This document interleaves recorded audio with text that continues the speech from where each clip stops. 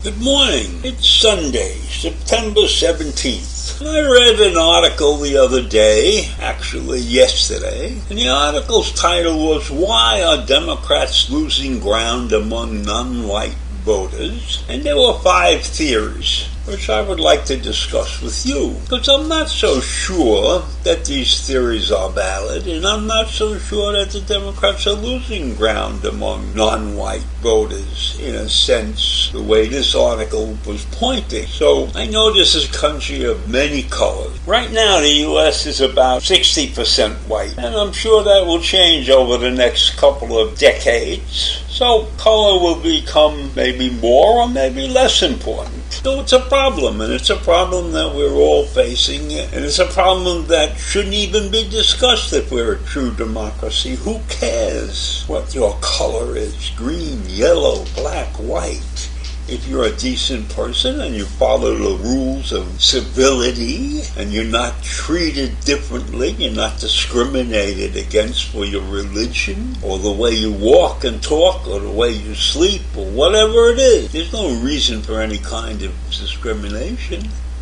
This is a great country. There's many opportunities, but there's also plenty of weaknesses. We have poor educational systems in many states. We have many things that need to be done. But one of the things we don't need to do is promote strange reasons to why the color of our skin makes a difference in the way we think about things and in the way we vote.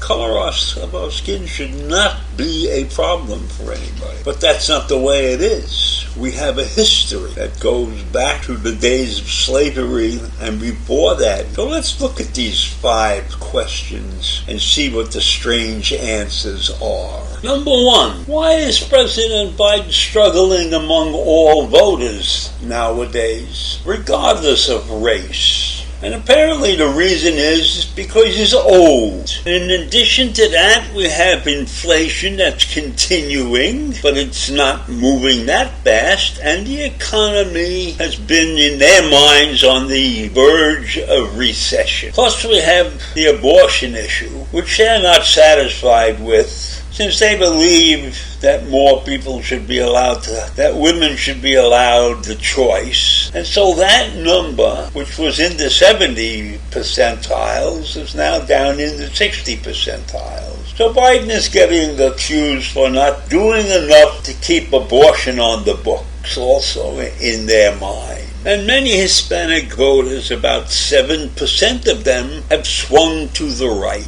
Now, question 2. Are Democrats too far to the left? No, Democratic centrists seem to think so. There are many non-white Democrats who self-identify as moderate or even conservative, and many hold conservative views on issues like same-sex marriage and things like that. So you've got moderate and conservative non-white voters who consider themselves Democrats because they see the party as representing them and their interests, but they don't stand by the Democratic Party line on every issue. So that is why there have been Republican gains among non-white voters, and that might also cause Democrats to move to the left. So that's a conundrum. You got people doing something that causes them to move to the right, and then other people do something that counters that, and they move to the left. Typical U.S. actions. Question 3. How come the Democrats are not delivering a progressive agenda? Now, this is an internal struggle that must be solved within the Democratic primaries.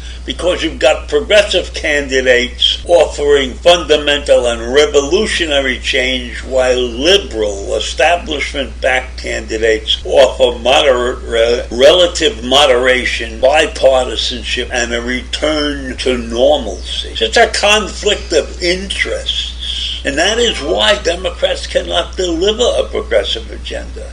They don't have enough progressives within the Democratic Party. Although that segment of the party has grown significantly in the last couple of years, there is still a moderate group within the Democratic Party that does not want to move too far to the left. And so we're trapped. I wouldn't say trapped. I think there's reasons for that. It's a matter of maintaining the delicate balance of our country. Question 4. What if more non-whites prefer Mr. Trump? Mr. Trump represents a brand that appealed to the white working class voters who had previously backed Obama. There are many parts of his message that might appeal to non-whites. After all, they care about the economy. They're not necessarily liberal. They are definitely dissatisfied with the country and the mainstream politics. And they desire a fundamental change.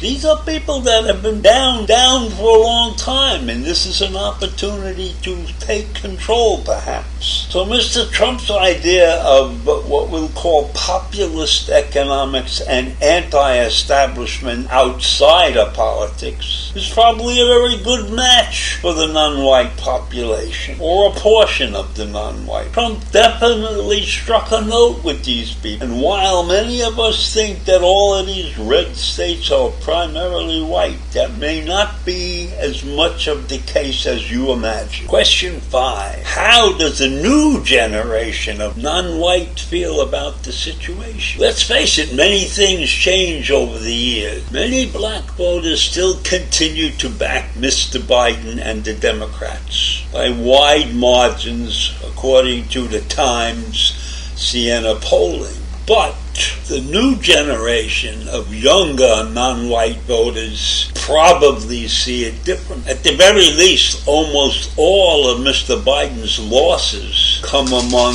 non-white voters under 45. That's also according to the Times poll. And it's not hard to see how younger non-white voters might have a different perspective. The basis for overwhelming Democratic support among non-white voters may have gotten weaker over the last 50 years. And yes, that's probably true because the non-white cause has changed dramatically over the last 50 years. And let's look at second and third generation Asian American and Hispanic voters who are more affluent and more assimilated in society than their parents were. So they may have shifted to the right also. So there's a dramatic shift going on in this country that we have to recognize. And I leave you with that. Think about it. Think about the effects of non-white versus white on the elections.